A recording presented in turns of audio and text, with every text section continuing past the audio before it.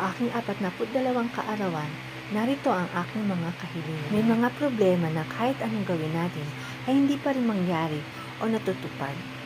Palagi ko itong pinagdarasal at hinihintay ang Panginoong Diyos na mangyari ito. May mas magandang plano si Lord para sa atin. Bago natin makuha kung ano man ang gusto natin sa buhay, dadaan tayo sa maraming pagsubok.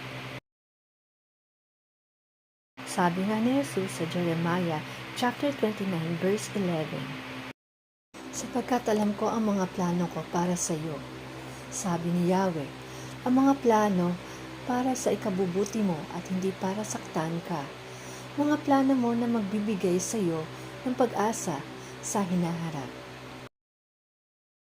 Magtiwala tayo sa Panginoong Diyos.